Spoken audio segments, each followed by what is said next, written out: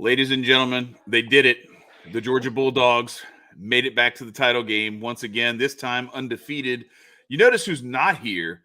Jeremiah is not here because he chickened out. No, I'm just joking. Jeremiah has already bought his hat. He's going to sing the Georgia Fight song with a hat on. But we figured we would delay that. He's got some stuff going on today, and also we want to give him the opportunity to potentially gloat while he sings that song if TCU knocks off Georgia in the title game.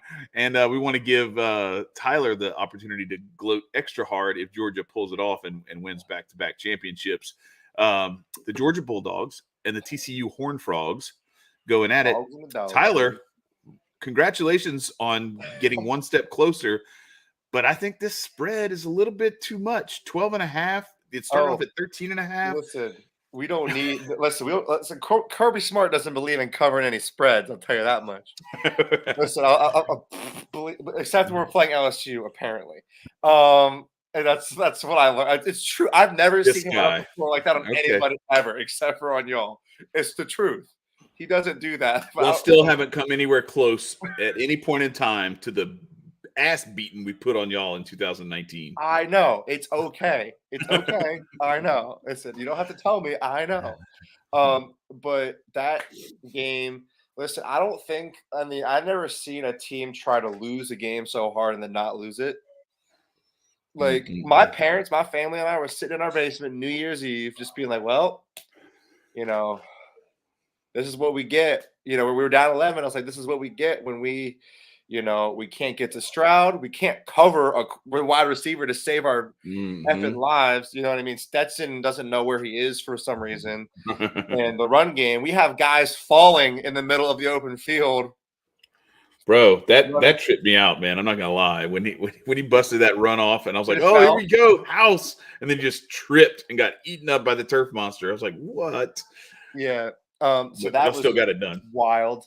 I mean, we were being held. Obviously, I'm going to say we're getting held, but like you saw the game. You felt like we were getting held a decent amount, like trying to the play towards the end of the game. Where he scampered when he took that reminded me of, I don't know if you remember this, but Jalen Hurts when Alabama was playing LSU back in, was that 2016, 17, somewhere in there.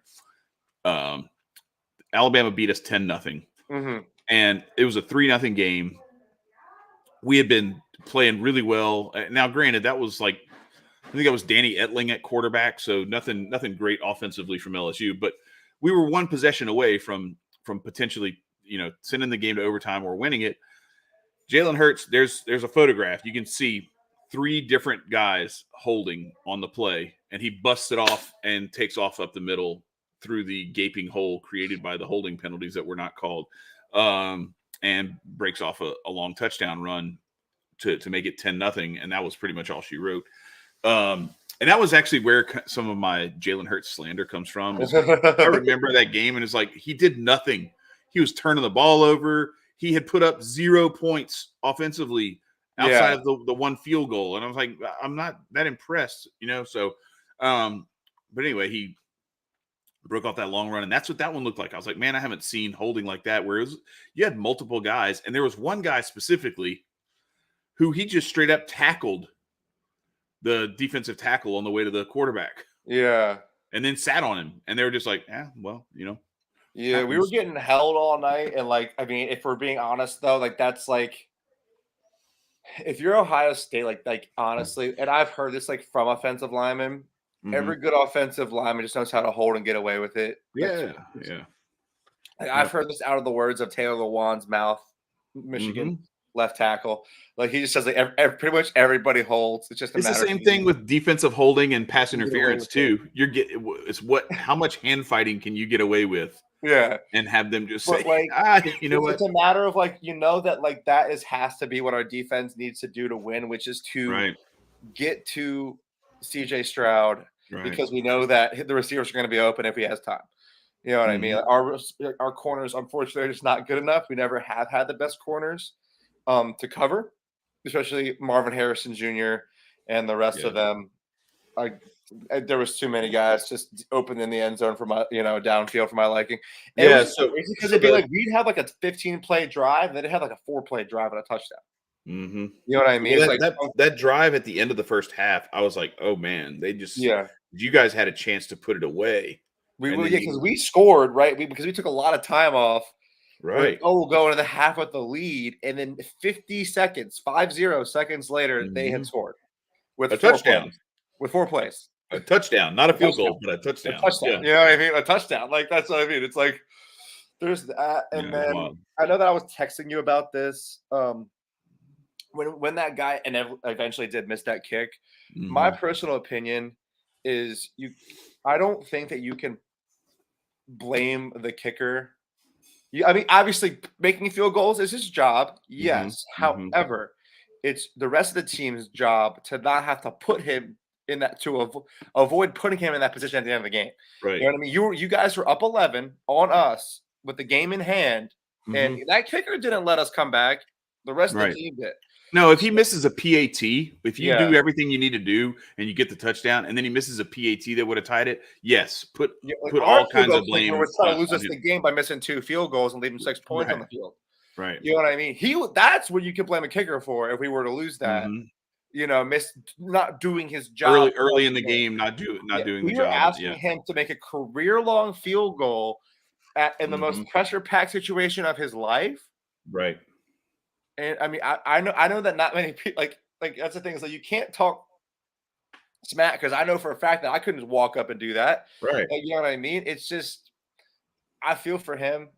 Yeah, for sure. And like if people keep trying to like shit talk, say like, oh, we didn't deserve it, oh, we didn't.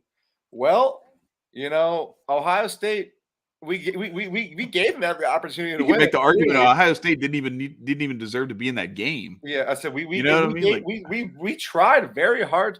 It's almost like, are you going to take it? Are you going to take it? Are you going to take it? Well, you haven't taken it yet, so I guess I just will. Yeah, you know what I mean, right. To win the game. And apparently, and I didn't even know this. Apparently, as well as it appeared to be that CJ Stroud played, him and Stetson Bennett. I don't know if you can pull this up. Him and Stetson Bennett had very similar stat lines. Okay. By the end of it all, I don't know if that's true, but as not clueless as lost as Stetson did look in certain points of the game, he came through when it mattered. I did think that we were, the fact that we didn't target Brock Bowers till like the second half is just not smart. Yeah. Well, so what do you think about that? While I pull up these stats, what do you think about the? Yeah, wow, it actually is. All right, let me pull this up real quick here. So here's our stat line in that final. So yeah, Stroud was 23 of 34. Bennett 23 of 34. Stroud 348 and 4 touchdowns. Bennett 398 and 3 touchdowns with a pick. Stroud makes up for it a little bit with the 12 for 30 rushing, 27-yard long. But Stetson Bennett 18 yards rushing, but he did have the rushing touchdown. The all-important plunge that proved big. So yeah, the one interception hurts, but yeah, I mean that's very, very comparable. And that's the thing is that he doesn't get the pub as like the guy who puts up the gaudy numbers or anything like that, but those numbers steadily show up. What do you think about 100 yards? But it doesn't look that good. Therefore, he doesn't get the pub. What do you think about the targeting non-call on the Marvin Harrison play? I didn't think it was targeting. Marvin Harrison doesn't play defense, and Marvin Harrison doesn't allow us to score 11 unanswered points. I'm talking about did you think it was targeting? I don't think it was. Honestly, if they would have called targeting, I wouldn't have complained. But at the same time, it's like it wasn't malicious. It was just like the same way that TCU players hit could have been targeting, but I guess intent might be part of it. And it's the fact of it's 4th and 5 to steal the game. What is he just going to let them walk right past him? Right. Same thing. Oh, it's like if they score, this ices the game. What is he not going to try to sell out to make a play? And I mean, it wasn't crown of the helmet to the helmet or anything like that. It was like shoulder to the back. And I mean, yeah, it knocked him out, but it didn't. It's not like it was, intentional or Yeah, and malicious, like it's you like, said. oh, you guys needed Marvin Harrison out of the game to win. I was like, well, once again, Marvin Harrison doesn't play defense. Mm-hmm. That's Yeah. my truest opinion. The Yeah. same way that targeting call in the Michigan game doesn't allow TCU to score 51 points. Right. Right. You know what I mean? Yeah. That's my opinion. Like if they were blowing calls all night, which they kind of were. Like I feel like like I said, I just really think we were getting held a lot, especially like you said on that last play where he scampered for like 30 yards to set up that field goal. Like you said, like you saw that our one guy was getting like hugged. Like Yeah. They like wrapped him up around the waist and then dragged him to the ground and then sat on top of him. It's like, all right. like all right, yeah, that's cool, I guess. But yeah, I think that we have to get to Max Duggan if we want to win. Mm-hmm. Just like I said it last week, that his receivers are very good, all of which are NFL talent. So that is going to pose a lot for our corners. What are your thoughts here? Yeah. So, I mean, I think, and do we know what's Kendre Miller's status? Because that's a big one.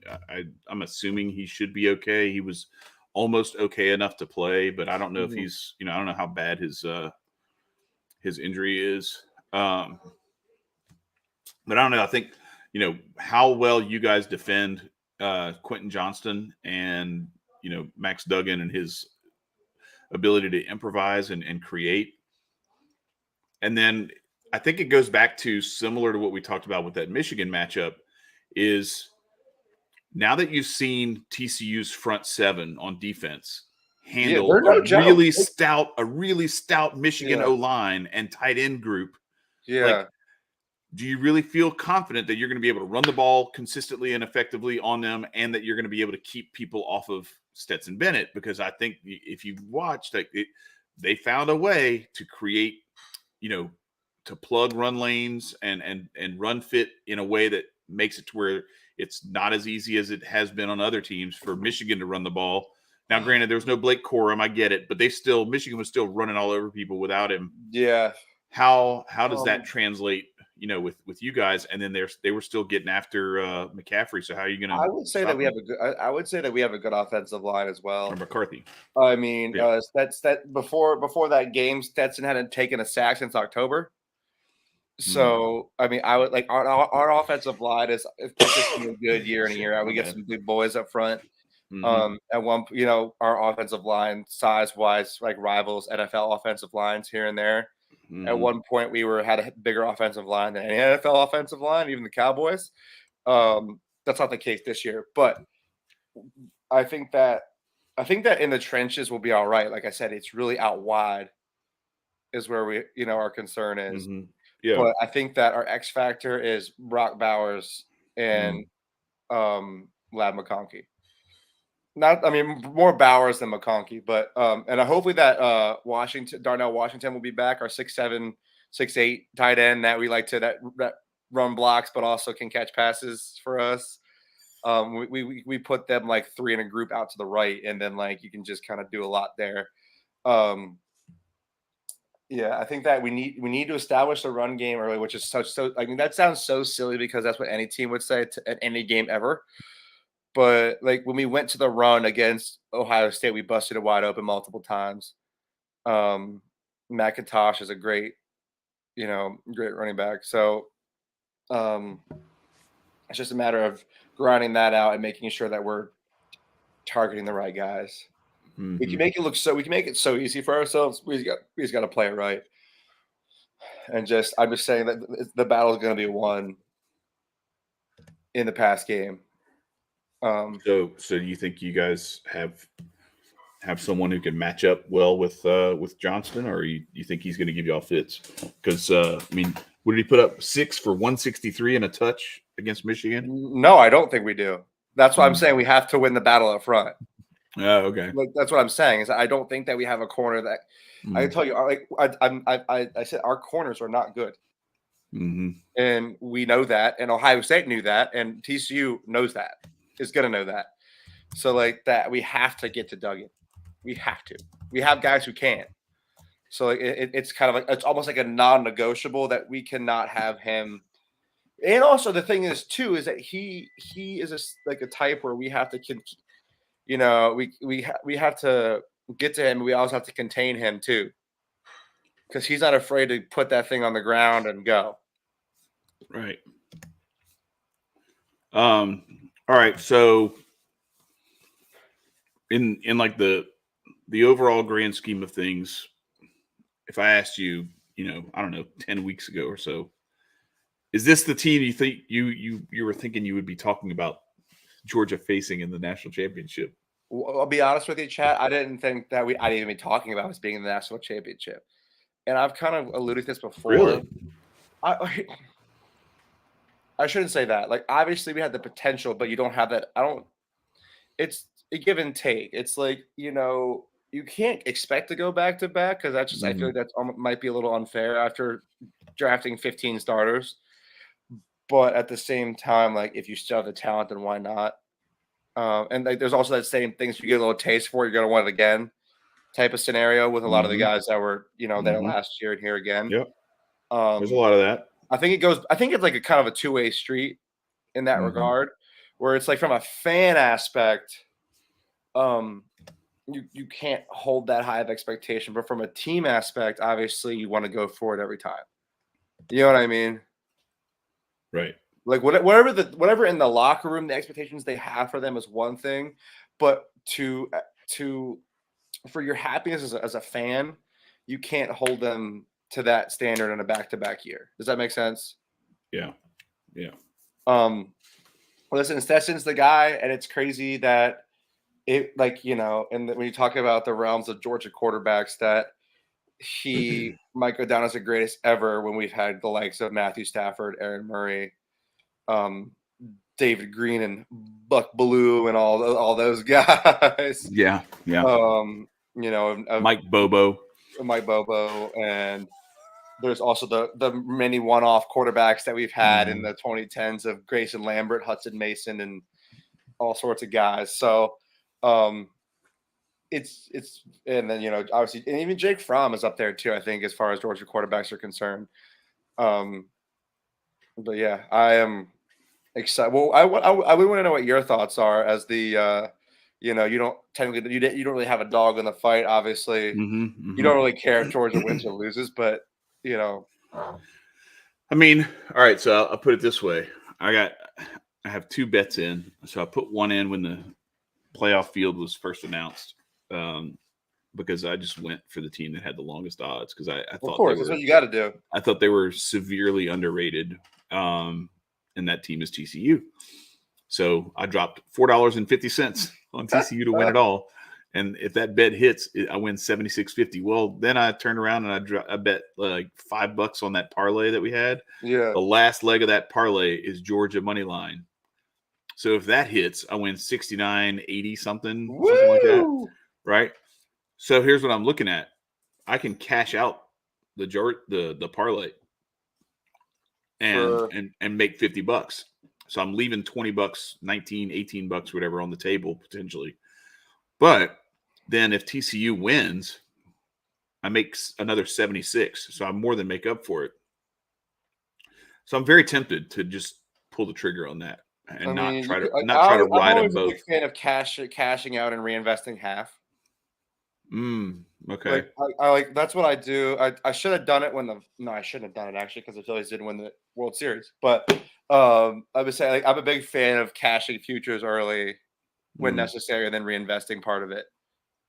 You know what I mean? Say if you cash out 50 and then you want to put 25 back into another, like a way to take some of your winnings, but still be able to have something on the line for more.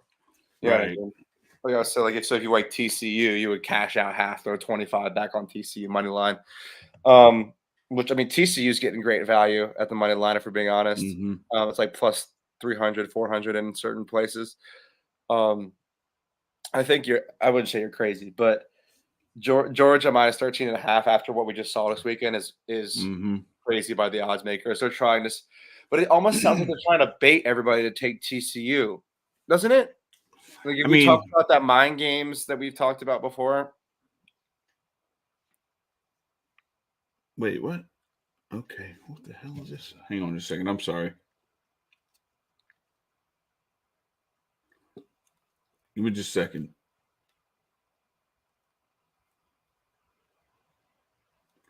All right, sorry. I just got a weird message from somebody. So, um, no, so I see what you're saying from one standpoint that yeah, um that can sometimes be the okay, maybe we want to draw that money in because we'll make it so fat, so juicy that like how can you pass up? Yeah. You get 12 and a half, and what's the money line, like 430 or something like that, Yeah. 380, whatever Yeah. it is. Okay, yeah, I get it. At the same time though, I think there's so many people who are just like I'm hearing I saw the Athletic put out an article where they interviewed coaches, and coaches are just like unanimous. Georgia's going to boat race TCU, and I'm just like, man, I don't like it's that, Chad. I almost feel like they want to put this thing at 19, 20, 21, and they're just doing this as like look, let's just make it to where we get some of these Georgia people to actually bet on this game, because I think they want the number to be even higher than it is. Um, I think Georgia should win this game. But like I said, I'm tempted to cash the Georgia part of that parlay, to cash the parlay that Yeah. only has the Georgia leg left. Yeah. Take my $50 because they won't let me cash out my TCU piece. And even if they did, if they win it all, I win 76. If I cashed it right now, if they offered me a cash out, it would probably be $25 if we're being honest. Yeah. They're not going to give me anything great for that. So I might just do that and then like just let it ride and see what happens. So here's what I wanted to bring up. So let's go to the Wayback Machine. Oh gosh. Do you remember 6 years ago? I do remember that. The Liberty Bowl. You know what's funny is like people actually had to remind me that we did play TCU in a bowl game because it's been so long that I had to think about it. Like, because like when I think about our bowl games like that we've had, we played Nebraska 2 years in a row. We played Michigan State. We played Texas, where Bevo almost killed Uga. All sorts of crazy stuff. I did forget about this game, for being honest. Who was the quarterbacks? Jacob Eason. Jake Eason. And Kenny Hill, who came from Nick Texas Chubb, A&M. Sony Michel. Yeah. Those are the days. Nick Chubb and Sony Michel. Yeah, I was going to say that was, man, you guys had, and Isaiah McKenzie too. Yes, damn. Dude. Yeah, he was our punt returner. Yeah. So, John Diarse, he left LSU and went to TCU. He was a receiver, so he got a throw in. He was 0 for 1. Let's see who you had. So you had McKenzie, Sony Michel, Javon Went, Terry Godwin. Y'all didn't have Jack. Yeah, Javon Wins went to the Bears, and then I think he caught a charge or something, and then Terry Godwin. I'm not sure where he went, but he was very good. They were obviously very good at Georgia, but Right. But yeah, so 31-23. I don't know. Like I tend to think that number is going to be pretty close. Yeah. To where I think this thing ends up. I think, something in the 30s, maybe the 20s. But we could see something where it gets into the 40s. I don't know. I just doubt it. I think both of these defenses play well enough, and I think that there's enough respect on both sides for like what has been accomplished that I think Georgia probably looks at this like, all right, we don't need to be going out there and just throwing caution to the wind in this game. What we're going to do is try to be methodical, try to march the ball down the field, get it in chunks, keep Duggan and that offense off the field, and don't let them get any momentum. I think that was one of the problems that Michigan had, was that even when Michigan was doing things, because they struggled to run the ball at times, they were forced into some of these quick, deep strike plays that, while good, they were productive. They got, they scored touchdowns on, multiple possessions because of that. I mean, hell, those two teams, I think they combined for like 36 points in like 4.5 minutes or some nonsense. Yeah, and like it was insane. Yeah, the end of the third quarter, early fourth quarter. it was just an explosion of points. It went from 34 to 16 to like 51-38 in like 5 minutes. So I don't think that happens in this game. I think this game's going to be a lot more close to the vest, and I think you could see something like this 31-23 or something in that neighborhood. So I like TCU to keep it close, keep it within a touchdown or so, and I still like Georgia to win, but I'm probably cashing that bet and letting it ride on TCU, and it'll be my way of throwing some money to the gambling gods on your behalf. Listen, I know you've already done that. You've already burned your $100 to. It still works. I only go that high when the stakes are high. The stakes are high. Yeah. In a regular season game, it's never nearly that much. But when national championships are on the line, I got to do my part for my team. It was funny. I was like, I was at the gym this morning, and the guys were like talking. They were like, "Oh yeah, he's getting ready for Monday." I was like, "Yeah." I was like, "I got to be ready in case they need me." Because I'm the only Georgia fan anybody knows because I live in freaking Pennsylvania. You know what I mean? Like anybody who knows me and my family knows that we're just massive Georgia fans in a Penn State country. It's just kind of how it works. Right. And so if we're looking at the lines as they are right now, it's pretty much universally come from that 13.5 down to 12.5. And that's pretty much all you're going to get. And, money lines, like I said, probably in the minus 450 or so on the Georgia side and plus 380 or 375 or something like that. The value on TCU money line is going to be good pretty much anywhere you get it because it's going to be like plus 300 to plus 400. So that's right. I mean, if you really like TCU, you're definitely going to get your money's worth on the possibility. Yeah, for sure. Yeah, man. I think that I'm not gonna lie. I mean, how can I not be nervous when we have a chance to be back to back and repeat as national champs? So, I just don't like it. I feel like last year the public was all like, it's the public, like the fans were like, oh yeah, thank God Georgia beat Ohio State, beat Alabama finally. Now everybody wants us to lose. Right. It's like I was actually going to say that when you guys beat Ohio State, I was like, yeah, Kirby is the new Saban. Like you guys are the new Alabama. But I don't like that. I don't like being the guy that everybody hates because we're good. Too bad. No, but that's you have two choices. You either get to be the nail or you get to be the hammer, and everybody hates the hammer. So you don't want to be the nail, because then you hate yourself. Yeah. So it's better to just be like, yeah, screw y'all. We come get it. Alabama fans have adopted that personality very well, where it's like, oh yeah, we're the, you know what I mean? But yeah, well, it's much better to be the hunted than the hunter in that respect, because as long as you can handle it, that means you're winning. It's if you're TCU, as cool as this is and everything, and think about what that means. Like, hey, nobody expects anything from us. Well, that kind of sucks. Like what does that mean about listen, it's like they're patting you on the head, like, good job, way to try. We tried really hard. Good job. It's very condescending. So I would take it and welcome it. I long for, because that's how LSU was in baseball. There was a long stretch there from 1991 through like 2000 where LSU won the 91 national championship, 93, 96, 97, and 2000. We won 5 national championships in a 9-year stretch, and then won it again in 2009. So we won 6 in 18 years. But that 5 in 9 years was just like everybody hated us. Everybody thought the same nonsense that you hear from all these Big Ten fans that the SEC, they're overrated, it's biased, overrated, and blah, blah, blah. And then they talk all this shit.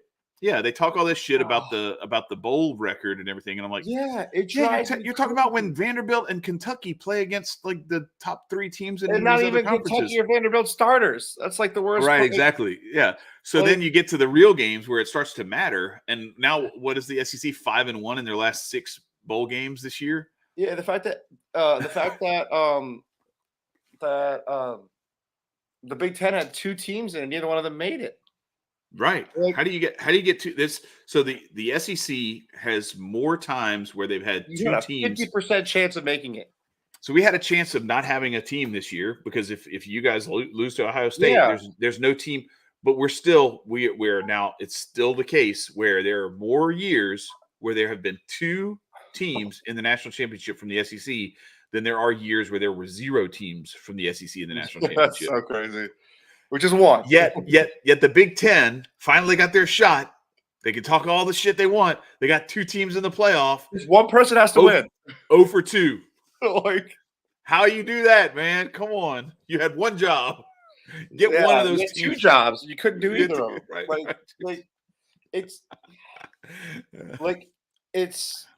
we're going hard on you, Jeremiah, today because you're not here to defend yourself. I know they feed it, but like you can't claim bias when you can't do anything to change it. It's like we're right here. Come change the perception. You know how you change the perception is you have to win. All right, so Lee Corso coached at Louisville, but he also coached at Indiana, Big Ten. Desmond Howard, Big Ten. Kirk Herbstreit, Big Ten. Like, where's the SEC bias? David Pollock? David Pollock is by himself. That's it. He's all by himself. Pat McAfee, West Virginia, just kind of chilling. It's the one SEC guy. All the SEC bias comes from David Pollock. Yeah. What? Come on now. Yeah, I know he has to defend his own up there, when he's up there, but and yeah, it's like you talk about Kirk Herbstreit not being biased. I'm like, okay, like I mean, he's definitely. I think he's gotten better, but you've told that story a couple times. Well, I think he's got his tail between his legs at this point. Like, you can only be wrong about how good the Big Ten is for like so many consecutive decades, and not be a little bit humiliated by it. So, and then they're like, "Oh, well, wait till USC and UCLA." It's like, well, you know what? They didn't even win their own conference either. So, what makes you think that it's going to make a difference? We talk about the egg that. See, and here's my thing, and I talked about this. I think I was actually talking about this. I don't know what I was, but if CJ Stroud did not tail off his season, I think that he should have won the Heisman. Well, there's a two what ifs. What if Hendon Hooker didn't get hurt, A, and B, if CJ Stroud's season didn't kind of fall apart at the end. I think that obviously Hendon Hooker is your first, and then like CJ Stroud is second. I don't think that Stetson Bennett gets an invite. I don't think that, if we're talking about who would have been at the Heisman ceremony mid-season, it would have been Hendon Hooker, CJ Stroud, Blake Corum, and isn't it always like that though? Like, what? Do you remember 2016 Leonard Fournette or 2015? Leonard Fournette was like the odds-on favorite to win the Heisman. Then LSU goes to Alabama and gets dunked, and Derrick Henry goes off. And before you know it, Leonard Fournette isn't even invited to New York, and Derrick Henry wins the Heisman when Derrick Henry wasn't even like in the conversation before that. Yeah, it was Leonard Fournette and who was the guy? There was it was Dalvin Cook, and there was somebody else, somebody from Ohio State, another running back. And then you had a couple of quarterbacks. Was it Ezekiel Elliott, or was it Carlos Hyde, or was it? See, I don't know. Am I going backwards? It would have been Elliott if anybody, because Hyde was before that. Okay, that's how I'm going backwards. But yeah, it was just crazy. Like it seems like that always happens, and Hendon Hooker was another one that fell victim to that, where like nobody else was winning the Heisman but Hendon Hooker until you guys. And then you guys exposed him, and then he got hurt, and then it was just like, yeah. I've never seen that crash, which is mad, unfortunately. No, well, Leonard Fournette is the one like that. He was on pace for like 2,000 yards rushing, 20 touchdowns, and 2,500 or more total yards from scrimmage, and run away with the Heisman. And then he puts up like 30 yards against Alabama. And Derrick Henry goes off, and that was pretty much it. And the Alabama players, to a man, would tell you like before that game that they were just like, "Yeah, we're about to show the whole world. We're about to shut everybody up about Leonard Fournette, and they're gonna see who Derrick Henry is." But yeah, and we see how their career trajectories have gone. I will say this though, so Derrick Henry has that one national championship. Fournette's the only one with a Super Bowl ring, though. So true. And he might get another one this year. AG and I were talking about that today. Like, I'm still not counting Tampa Bay out of this whole thing. Yeah, you talk about Heisman winners, like Heisman doesn't always translate to the NFL. We know this. Like it's, unless you're Joe Burrow, then it's a different story. But it rarely is like because it's your college football career versus your NFL career. But yeah, if I would have, I think if mid-season, if I would have seen 4 people going to New York, it would have been Hendon Hooker, C.J. Stroud, Blake Corum, and probably even if you want to sneak Caleb Williams in there, you're probably still going to for sure. But Caleb Williams would have been behind all of them. Or honestly, the Blake Corum being the running back probably would have been 4th. Yeah, like that's my true opinion. Like I never thought that Stetson was a Heisman candidate. Yeah, I mean, because he plays well within our system. And I mean, he makes the throws he needs to, and he plays very well. Like, don't get me wrong. Yeah, I think if you put him on any other roster, and I don't think you see what you see out of him in Georgia, because it's there at that point. This is not to slight him in any way, because I think what he does is he fits very well into that structure and excels in the role that he has. But I think if you put him at Ohio State, if you put him, especially, you go put him at like TCU or one of these other places, then like there's a lot of that other pressure that he has to carry that I don't know. Like I just wonder if he's able to put a team on his back the way that Max Duggan does. I wonder if he's able to be as explosive on that level as Stroud is. Now I'll say this comparatively, like receiving core wise, Stroud's got much more weapons to throw to than Bennett does. CJ Stroud actually has 5-star receivers. We don't. Right. That's what I was going to say. So I'm starting to think about. I'm like, I don't know. Maybe Bennett would do better. I don't know. It's tough. But yeah, it's rarely ever had 5-star always fun talent. I can only imagine. Our game has always been so dependent on a good O-line and just a deep running back core, and a very above average quarterback. You know what I mean? Right. But have we ever had 5-star receivers? Oh, also you've had 5-star receivers. Get the fuck out of here, man! I know. I'm just saying, consistently we haven't had 5-star receivers. Yeah. We don't have Marvin Harrison Jr. Yeah. We had George Pickens. No, Pickens barely played. You had AJ Green. You've had some guys. You've had some guys. You have more than that. I'm trying to remember the names. But honestly, like you guys being in the East, I don't like. It's not as. Well, I'm telling you, I don't. We don't face you guys every year, so I don't see it all the time. None of our receivers go to the NFL, like pan out in the NFL. That's our receivers are like good in college, and then you don't hear from them. We don't produce NFL wide receivers very often unless it's every now and then. I was looking at though. We have the high profile guys: Jamar Chase, Odell Beckham, Jarvis Landry. Those guys. We've had some of the high profile guys. Justin Jefferson, obviously, who was, by the way, like a 2-star recruit out of high school or something like that, or a 1-star, some bullshit. But there's actually quite a few guys who are getting it done. You've got Racey McMath, Terrace Marshall. The guys that we already talked about, and then you've got DJ Chark, and I mean, there's a bunch of different guys on different rosters, and a couple of them are on their second teams, but they're still getting it done, still hanging around. Russell Gage, and guys like that, where it's like, man, where are these guys? How's Russell Gage still? He's still employed in the NFL, and like he was an okay receiver at LSU. He wasn't even great at LSU. Yeah, same thing with Russell Shepard. Russell Shepard was like.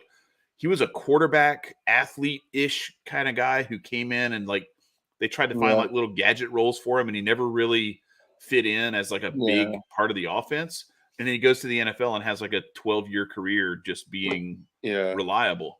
It's like our guys in the trenches are usually our NFL guys. Like our guys in the trenches and our running backs and Roquan Smith.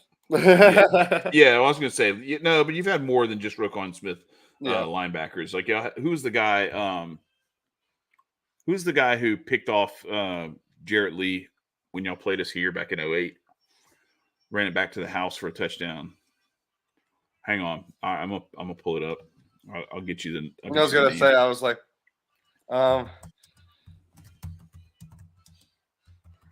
because that was Matthew Stafford's last year, I think. And I remember there were some idiots as we were leaving the game that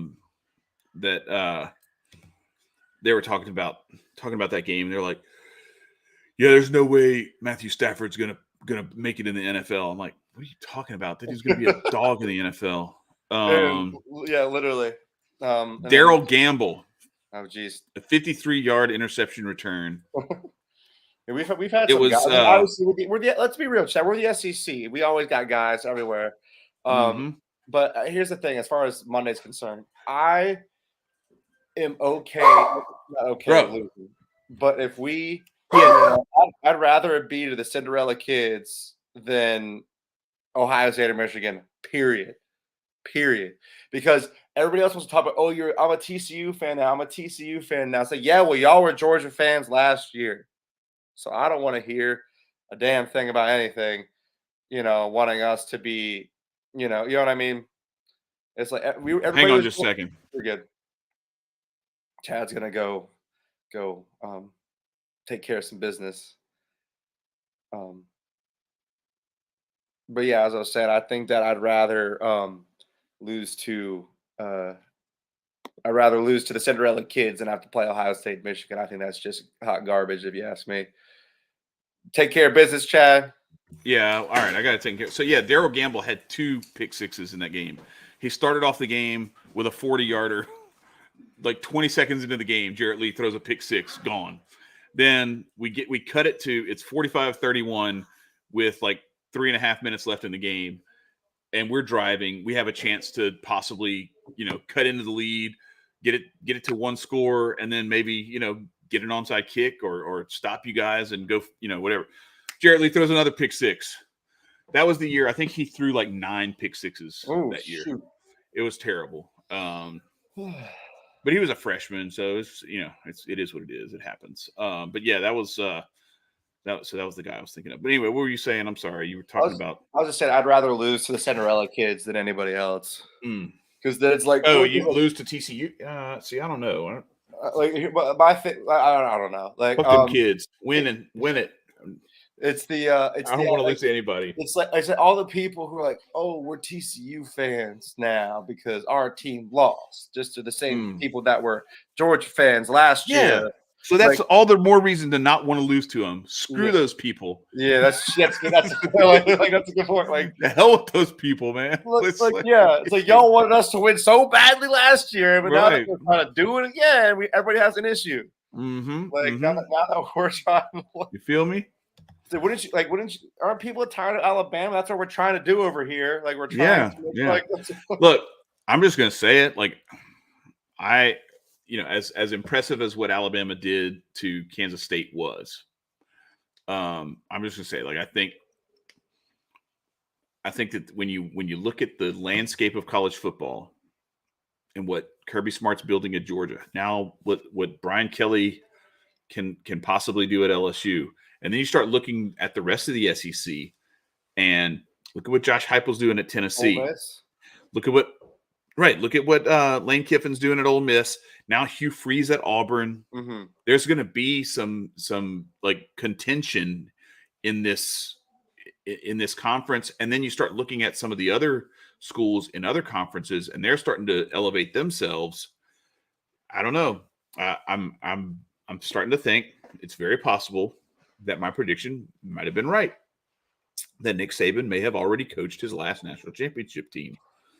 And I'm here for it. I'm here for it. At the end of last season, the way that they were talking, I would have thought that we would have pissed them off enough into an undefeated season national championship. I really did. Like, when they walked off, I was like, shoot, I'll take the 1 because I know we just made them so mad. And the last thing you want is a pissed off. That was what everybody said preseason. The whole preseason thing was like Alabama was going to be on a revenge tour this year. That's what I thought that we just did to them, is that we just set Saban off on his neck. So we gave him a goal. You know what I mean? It's like, obviously, it's like, his goal apparently was to lose to Tennessee and then lose to LSU and not even make it to the SEC championship and not ever get a shot at Georgia. Plead his case on national television like a little bitch. I still can't believe that. Like, they really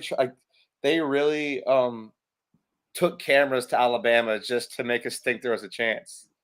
I always think that's hilarious when you think about that. Yeah, I think it's even better that they did that because then it's like, like when you really think about weren't you nervous when you saw cameras set up at Alabama? A little bit, not really. bit, Like I mean, look, I'm not gonna lie. There's always that because I saw what happened in 2011, a team that had no business getting another shot at a national championship. When you're in a situation where you have a 2-team national championship and there's no playoff or anything like that, to me, the only teams that are qualified to be in that game are conference champions. Yeah.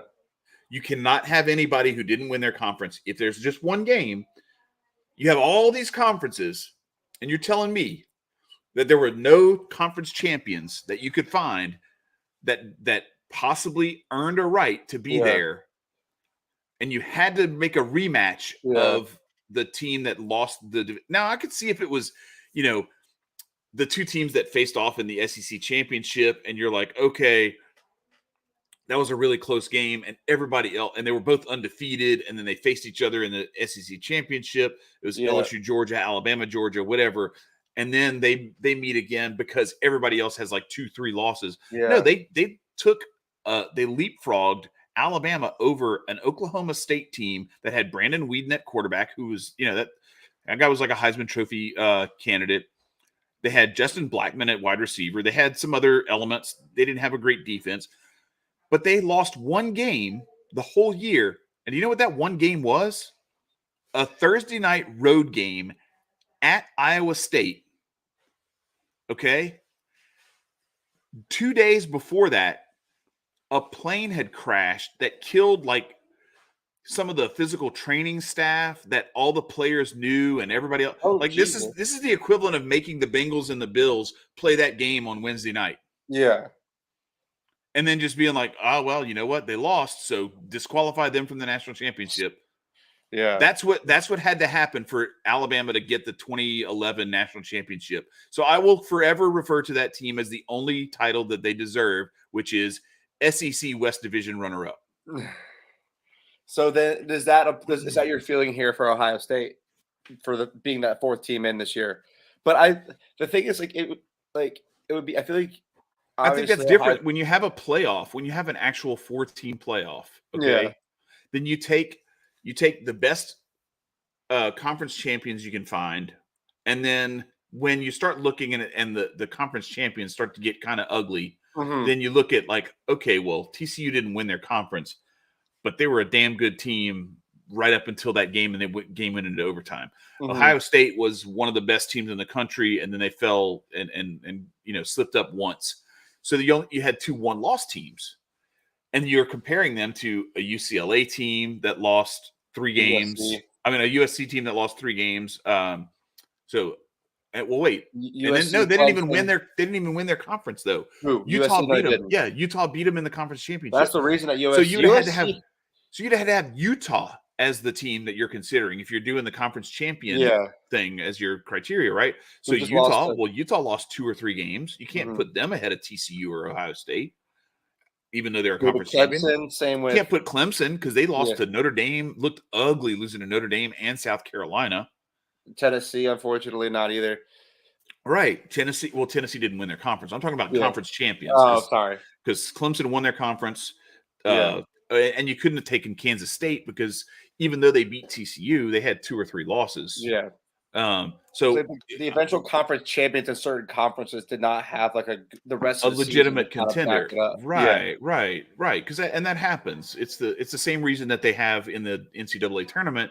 The conference tournament champion will win. Will get an automatic bid, but then you'll have the at-large bids will go to the team that won the regular season championship in a lot of cases. And I think there are more and more conferences that are going away from like, hey, look, conference championship, our conference tournament championship is cool, but like we want our automatic bid to come from the regular season champ, because what we don't want is the Patriot League, to have like somebody go 18-1 in the regular season and then they get bounced in the 3rd round of the conference tournament and they don't make it. But then we have somebody who went. What keeps some teams' hopes? Listen. Yeah. some team that went 6-13 ends up making it in, and they get who came boat from a raced. sport that has a tournament format for their championship. The only way in out of the conference that I played in Division III was winning your conference championship. You got to hold on to that. You know what I mean?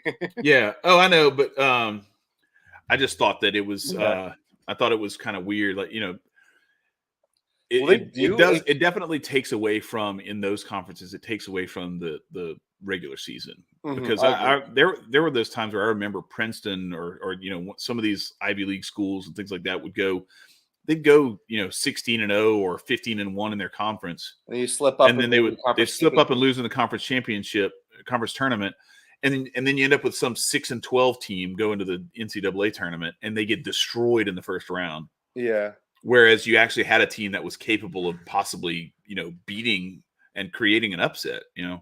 Yeah, I can't wait for the 12-team playoff.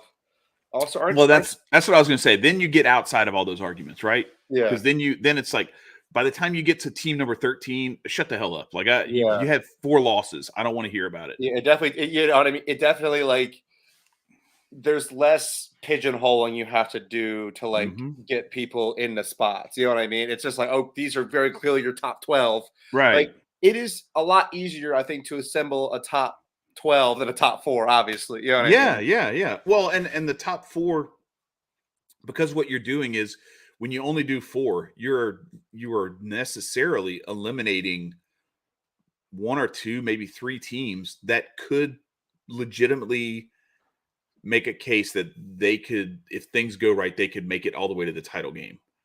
I think when you get to number 13, you're really stretching it to say, like, okay, yeah, do you really think Penn State or UCLA or what, you know what I mean? Like, you really think one of these schools is going to, I'll be perfectly honest with you. Like, as good as this LSU team looked, the way that they played at Texas A&M and the way that they played in the SEC championship against Georgia, even if they had finished in the top 12, I would have been like, there's no reason this team should expect to win the national championship, because they're too inconsistent. So would have made it though, but if they had finished 14th, I would not have argued that they deserved to be in it, because I'd be like, no, to get in it for what? To get destroyed? That's the same thing I was hearing.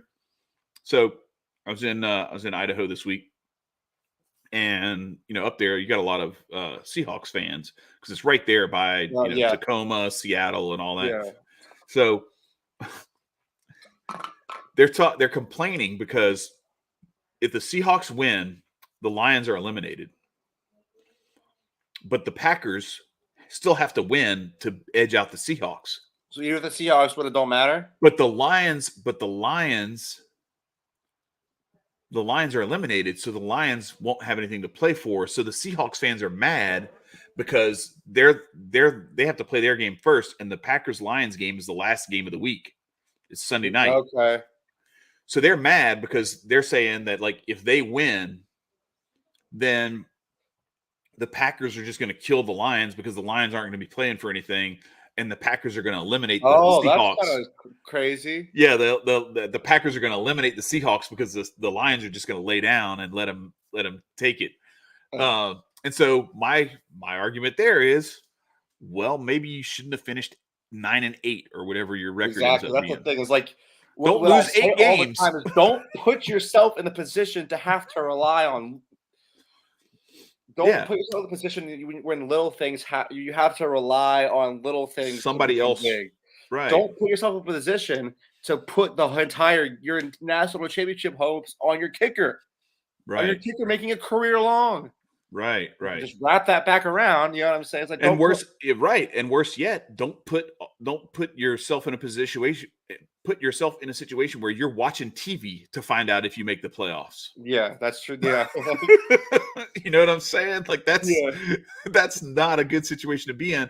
And so that's where I go to this. When you go to a 12-team playoff, that's where I think it's going to be great, because then you're going to finally get to this point. You're going to arrive at this point where it's like, okay, now the way this situation works is team number 13 is probably going to be. I mean, let's look at it. Let's pull it up right now. We like doing hypotheticals. We're huge fans of hypotheticals. I'm good. We do hypotheticals, but we're just going to CFP rankings. Well, I know we did it before, but this is now we have the final rankings. Right. So here we go. Oh, wait. All right. So here we go.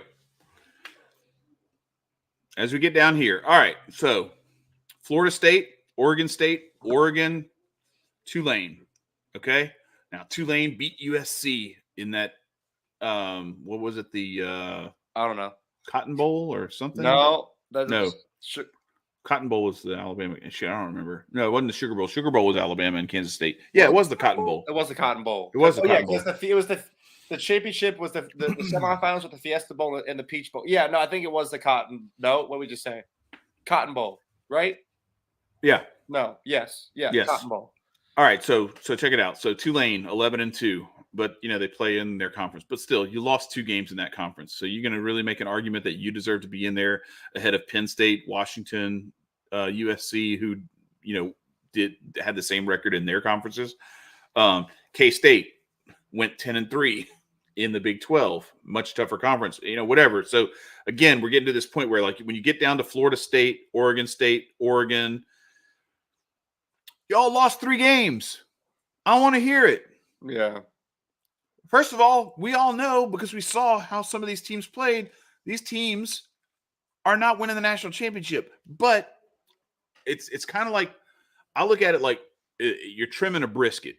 I don't know if you've ever trimmed a brisket before. I've not, but you got to cut the fat off, but you don't want to cut too much fat off for a couple of reasons. One is that fat, when it renders, it gives a lot of flavor to the meat, gives some moisture to the meat, helps to give the brisket its tenderness, moisture, and flavor.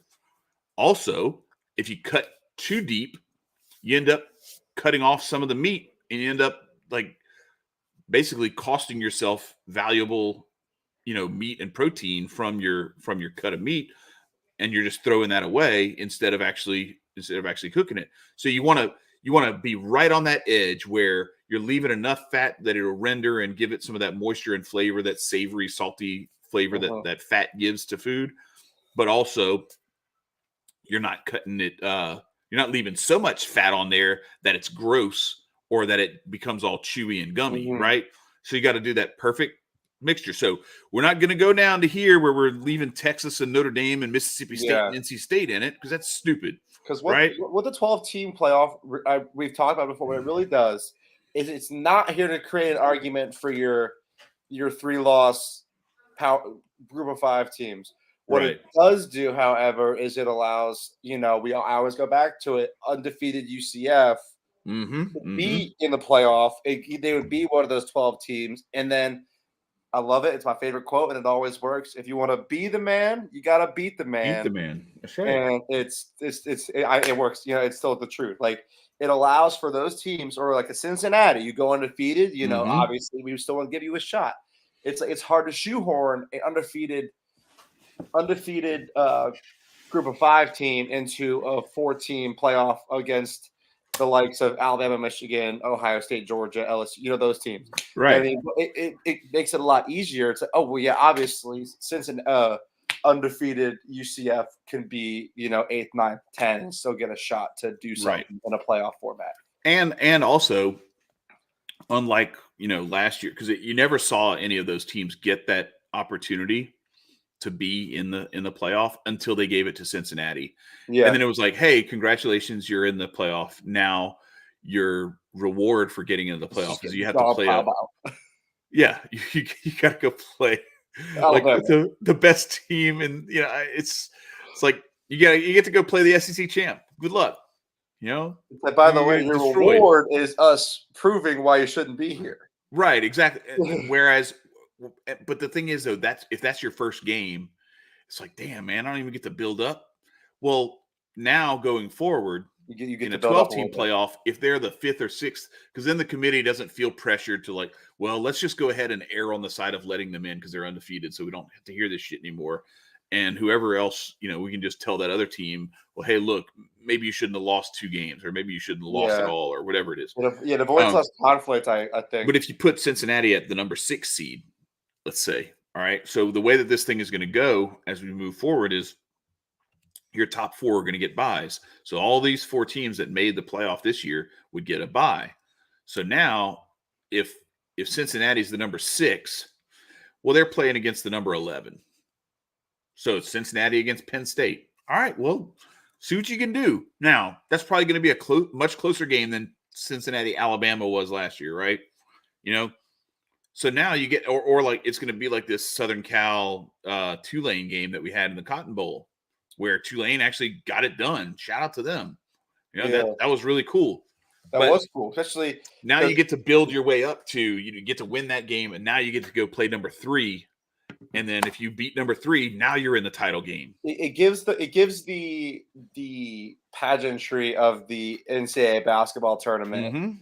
Obviously on a smaller scale, but it still allows for that. Oh, well, maybe they could. Maybe Oral Roberts could. Maybe Middle Tennessee. Maybe that sort of. Obviously on a smaller scale, right? But it still like allows for those group of 5s to say, "Are you really meant to be here?" Show us. Yeah, and like. Even with the NCAA tournament, as an example, how many decades did it take before a 16 knocked off a 1? Like forever. Yeah. And then you finally had it happen. But what you had before that was a lot of these 8-9 games. Or 15-2s or 14-3s. Yeah. Well, what I'm saying, a lot of those 8-9s, the 8 or the 9 would win, and then they would knock off the number 1 the next year, the next week, or the next, whatever, that in a couple of days in that next game. And so, but I don't know if they played in round 1, if that would be the case. It's like, hey, guess what? You just got here. Hope your legs are fresh because you're about to get smacked in the face with a 2x4. So you just hopped off the plane, go and get warmed up, and you got to face Kansas. Good luck. It's like, go get warmed up, and right. And just but don't unpack. It's like come get warmed up, but don't unpack because we'll see you later. Hey, listen. I'd be really good at that because that's how I live. Like I don't even unpack my suitcase when I get home. Yeah. I just wash my laundry and put it back in the suitcase again.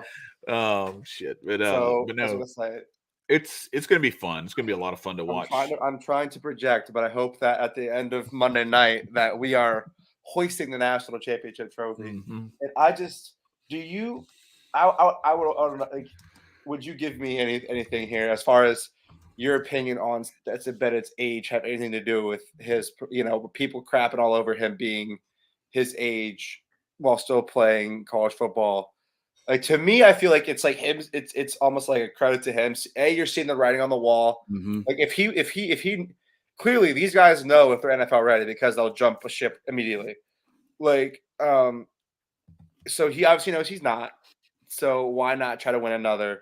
And my opinion is that, like, you talk about the good teams. Well, if my good team was, if our good players were playing for your XYZ school, would you be complaining about it? If he was your quarterback playing this well, would you be complaining? I don't think so. That's my opinion. What's yours? Right. I agree. I think I will say this, though.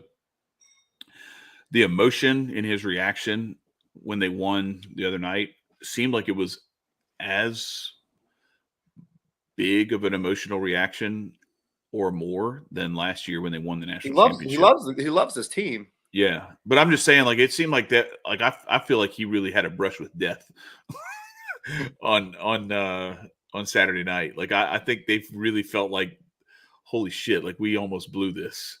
Because I really think that team. I think last year there was an element of they went to the SEC championship, got handled. I mean, it was a good game, but they got handled. We did, and then you go to the playoffs and it's like, all right, us against the world, redemption, let's go. But you were almost in that TCU sort of spot where while people might have been rooting for Georgia to win that game, I don't think anybody can say they really expected Georgia to win that game after what just had happened. After what had just happened in the SEC championship and after what Saban had been doing to college football for a decade or more. That's his past assistants too. Like, right, exactly. Yeah. So fast forward, now you've got this Ohio State game where now the target is on Georgia's back, and it's like, man, if we blow this, did we just like fluke and luck up and just kind of have a little miracle handed to us last year. Yeah. So I feel like there was a little bit of a relief, and I feel like I think you're going to probably see a little more business-like Stetson Bennett on Monday. I think it's going to be. I hope he shows up with that temp fade though. With that, like his hair gets all curly, but like when have you seen those pictures? Yeah, like, some players call him Stequavius Bennett whenever he gets a haircut, and like it's just like a temp fade. I hope he does. Yeah, I don't know, but I think he's going to come at it a little bit more business-like, and I think they should handle their business. But it's going to be they're in for a dogfight. I'll say that much. TCU has nothing to lose, and I think you're going to see them swinging everything. It's going to be all haymakers all the time, so you better be ready for it. We are SEC show, but we were on the TCU train the whole time. Like a long time ago. Let it be known that we were on TCU. We were in favor of TCU pretty much this whole time. I just want to let that be known since we started this show, for being real. But yeah, and I got one more thing before we go. I got to drop this in here. So I just found this article. I was looking for some stuff on the playoff. So this is on Trojan's Wire. This is like the USC leg of like USA Today. Yeah. It says Nick Saban and the SEC have scared college football fans into thinking a 12-team playoff is bad. And the whole thing is basically like, holy shit, guys. Now there's going to be more SEC teams in the playoff. What if they just keep killing us? And then because the semifinal is 4 SEC teams. Well, that's what I'm saying. So like the way that it's been is everybody always talks shit about how the SEC doesn't perform that well in bowls. But when you really look at it, when it gets to nut cutting time, and it's like the really big bowls that people actually give a shit about and want to be in. Yeah. That's why, like, you look at the last 6 games, SEC 5-1. After starting off, what was it? 1 and the Sugar Bowl, 4, the Cotton 1 and 4. Bowl, like those games still mean something to a lot of people. The SEC started off 1 and 4 and went 5-1. The Cheez-It Bowl the rest of the way. Yeah, I mean, it was Florida playing without their quarterback, and I get like LSU destroying Purdue when Purdue was without like half their team. I get it. Like it's a win is a win, whatever. But I understand that, like, you want to start crossing some stuff off the board. Okay, well, cross off the Kentucky loss to Iowa without Will Levis. Cross off Florida losing to Oregon State without Anthony Richardson. Mm-hmm. Cross off LSU beating Purdue without half of their roster. And I think there were a couple of others that were, Mike Leach and Mississippi State. They got it done. They got it done, but that was like, I didn't know how to really play that game. I had to go Mississippi State. Like I did too, but I was like, man, I don't know if they're going to be flat because of that, or if they're going to be like ready to go through a wall. Right, exactly. You never know. But anyway, it's just interesting. Like you think about it. What if there were 4 SEC teams in this playoff, and it's like LSU, Alabama, with Georgia, all their guys playing, and Tennessee? You yeah. know, with all their guys playing, like meaning they're play with you. If you get, that's the thing, is if you allow more SEC teams to play meaningful football late in the season, bro, it's gonna be ugly. And I actually what that also does is it helps recruiting. Yes, absolutely. Also, not just SEC, but I'm talking about across the board. Mm-hmm. It's like, and I think also, right? We absolutely have a chance to be. Like, if you're any coach at a Power 5 school, even if not, right? So we absolutely have a chance. If we run our table, we have a. It's what made college basketball better. We talked about this before when it was not that. It's like we have a. You tell your team, if we run the table this season, we have a chance to make it, and that still might not even happen. But now you have a recruiting tools like, well, we have we're looking at it as top 12 this season and make it to a college football playoff. Like that's a realistic expectation that you can give to starting our program. We can do that here, right? Starting with the 2024-2025 season, there will be no FBS school where the coach this will not exist anymore, where the coach will stand before his team and say, if we go undefeated, if we don't lose a game, if we handle our business, we're going to hold the trophy. There's no team, no coach that'll be saying that and be lying. That's true. Because Boise State did it. They didn't get to hold the trophy. UCF did it. They didn't get to hold the trophy. You have a bunch of these examples like this, and they didn't get to hold the trophy. Won their bowl game, everything. Yeah. And they didn't get to hold the trophy. Mm-hmm. They had to hold their own parade, their little fake parade and all that stuff.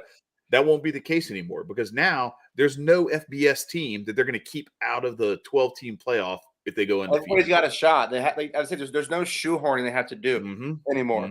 It's right. like it really opens it up. Like I honestly, I think it makes for. I mean, there's always could be bias, but I think it makes for way less because you don't have to.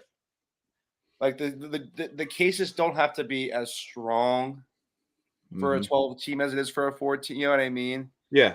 It's like the rest. You don't have to look as deep into the resume as you do to get 4 teams as you do for. No, then it becomes like it does with college basketball, where now you're looking for reasons to get rid of people. Yeah.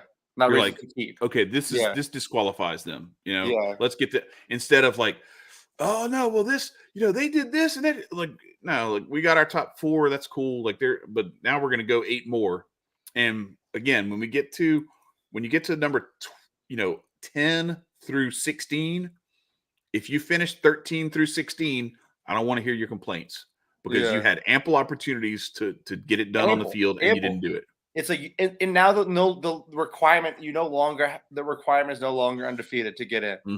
You know what I mean? And I think it'll actually improve scheduling. I think you'll see more teams more willing to schedule tough opponents, tough games out of conference because it won't be this thing where like, well, we can't afford to lose a game. Tiptoeing not to lose any games. 100%. I completely agree with that. Like, maybe Nick Saban will schedule a tough out of conference game. We can only hope, right? Who knows? Because then it gives you one less. It gives you if you're 10-3 and I'm 10-3, but my 3 losses are better than your 3, then I win. Did you notice how he always found a way? Like even when he scheduled quote unquote quality out of conference opponents, he always found a way to like predict who would suck whenever they played them. Like they played Wisconsin the year Wisconsin was terrible. They played Florida State the year Florida State went 6-6. They played trying to remember who Louisville after Lamar Jackson left. Yeah. And they had like nobody. It's like, man, you're really good at he looked at me, he's like, how long is that Lamar Jackson guy going to be around? Yeah, we're not playing him while he's there. We regularly get asked to play in the Chick-fil-A kickoff in that cross conference game. In I'll never forget this in I think it was 2011, and I think you might remember this because it was Georgia and Boise State with Kellen Moore as the quarterback when it was the year that Nike rolled out the Nike Pro Combat. You can probably Google that. You can show people. 2011 when Georgia in gray and red with a gray helmets with like a red stripe down the middle. You remember that with like the I don't remember. Pull it up. Georgia Nike Pro Combat uniforms. You'll know exactly what I'm seeing. My dad has it's like all red with black on the shoulders and like a gray helmet. And like Boise State had it too, and we lost to Boise State in that game in the Georgia Dome in Atlanta. You like just trust me. You'll like oh Jesus! Yes, we wore those uniforms. I'm sorry. Okay, we wore those. Yes, exactly. We wore those uniforms and lost that game. Oh my God! You don't remember that? I feel bad, bro. I feel bad. No, I didn't. I don't know what I was doing. What 2011? Oh, you know what? That was we lost to Kellen Moore and the Boise State Broncos. You know what that was? Game. I bet that was the reason That's why Isaiah I don't know Crowell and that game. Corner. Yeah, that game was probably going on while I was tailgating for LSU Oregon. Oh, because that year that was the year we were LSU. It's such a shame because had we not completely like coughed it up in the championship, I think between the 2011 and the 2019 LSU teams, I think you'd be hard pressed to find a team that played a tougher schedule from start to finish and actually just ran right through it without even batting an eye. So that year we played Oregon first week of the season. I don't remember who their quarterback was, but he was pretty good. Yet. No. When Mariota was before Thomas there though. DeAnthony Thomas and LaMichael James were there. Yeah. Shut them down. Yeah. Boat raced them, blew them out. Tyrann Mathieu had like multiple defensive touchdowns in that game, I think. He had at least one where the guy caught a punt. Matthew stripped him and scooped it and scored it like inside the 15-yard line. Anyway, so we beat them. We went to Morgantown and beat Geno Smith and Tavon Austin and West Virginia in their own building. And that was a lit atmosphere. So much. I wish that people would still do that. Yeah, we beat, Florida, Auburn. I think we beat Tennessee that year. Tennessee wasn't great, but they were solid. Then we beat Alabama in Tuscaloosa when we were number 1 and number 2 in the country. And then we beat Arkansas the last game of the season, and Arkansas had one loss, and it was to Alabama earlier that year. That game was for the SEC West Division title, and Arkansas was number 3 in the country when we beat them. Then we went and beat Georgia in the SEC championship, like 42-10, and killed that team. So, like, you look at the body of work for that team, and it was insane. And then we go and just hand it to Alabama. We didn't even try. We didn't even throw the ball downfield the whole game. Oh, you know what's funny? It's like once they imploded the Georgia Dome, for some reason we played in Atlanta a lot better. When they got rid of the old Georgia Dome, we started playing back up before y'all get too good. Oh shoot! But no, it's falling down during the basketball tournament and like the whole business. Yeah, crazy. It's going to be a lot more fun though when we get to this 12-team playoff, because I think you'll see more better high quality out of conference games scheduled. You'll see it'll help recruiting across the board. Honestly. You'll see, because I'll be looking forward. Not even within my team or just like in general, you get to see some great out of conference matchups early. You know what I mean? And I think it's going to improve. I think everybody who's afraid of it, what they should be looking at is like, this is a great opportunity for all these other conferences to actually start to rise to the occasion. 100%. Because now you have an opportunity to recruit, to feed into that, and you're not just battling with LSU, Alabama, Georgia, Texas A&M, and I think it's going to create Ohio way State. more parity in college football, which is going to be great. It's going to create look what it did for basketball. Yeah, it took a while, and I think as much as I hate the play-in games, I think it's kind of stupid. I think it should all be the 16 seeds, but I get why they do it, because what they've done is they've made it to where those 11 versus 11 games, 12 versus 12 games are really, really good basketball, because that's two really good teams that, like, for whatever reason, injuries early in the year, or they just had a rough stretch, or whatever the case may be, they're probably teams that could be a 4, 5, or 6 seed, but because of whatever shit happened along the way during the season, they barely made it into the tournament. But then you get to see them, and who was the team that won that game a couple of years ago and went all the way to the Final Four? Was it Loyola, or was it one of the other ones? Chicago? Yeah, somebody won as an 11 seed. I think it was Loyola. They beat Miami off rip and then went on a tear. Yeah, so like it happens, and I'm here for it, because I think that's what's going to start to happen with college football, is that now you're going to get to the point where that Cinderella story, so to speak, becomes less of a, oh, that's cute, Boise State beat Oklahoma in the Fiesta Bowl. No, now it's like, yo, Boise State just knocked off Oklahoma, and now they're going up against Clemson in the next round. Could you imagine if that was the case for that game, where they're pulling off like that? Like, that's one of the greatest bowl games of all time, and it meant history. Really nothing. Like, yeah.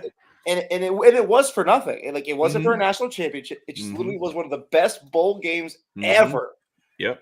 Because for so many reasons, and it's just like, The other thing I think it'll do too is I think it'll start to curtail some of this BS with all these people just sitting out of games. 100%. Because now you have, because typically, you look at the. I was impressed that Caleb Williams, and Cameron Rising, and a couple of these high-profile quarterbacks, they played in their bowl games, and they went out there and even in the midst of, because like both of those guys battled injuries this year, so like to go out there and still fight for it in the midst of that was kind of cool. But I was pleased to see that, and I think you'll see more and more of that, because now you'll have, instead of just 4 teams with people who don't want to sit out, you'll have 12, and that's typically going to be 12 teams that have some of the best players in college football. So I'm excited about it. Yeah, but yeah, it's gonna be a fun weekend. I hope y'all are ready to not be able to tailgate at all at SoFi I because can't believe they outlawed that bro, shit. freaking that's so on brand for California. So Cali, I was about to say, so on brand for California. Like, it's not even funny anymore, dude. Like, are you kidding me? Like, would you even want people to pay to come to your game? Like, do you even why? Like, SoFi State, like that is like that. Like, what they should be doing in California is making it to where you can't leave the Dodgers games early. That's what they should be doing. They leave in like the 6th inning for Dodgers games. Yeah. But they hate fans. They hate sports. Dude, we need to stick to the roots. Like, don't even go to Miami, go to Tampa, right? Even Scottsdale. Arizona loves to party. Go to Scottsdale. Like, shoot, like go to or Tucson or whatever, or go to Jerry's World, or just California has lost a right to ever host a college football game. No joke. Unless it's the Rose Bowl, which can you tailgate the Rose Bowl? Hell, I don't know, but I'm probably not. It's probably something stupid there too. I can't stand it. Like, what the hell? Yeah, you don't know. I don't even think they should host pro sports. Honestly, Yeah. Like, all they do is they get because they have a big media market, they get like all this love, but it's like, yeah, but the fans don't give a shit. Like, none of the fans care. That's why they've had Harrisburg, Pennsylvania will happily take the San Francisco 49ers. Look at all of the different franchises that have gone through just Los Angeles. Yeah, The Chargers, the Rams, the Raiders. Who else?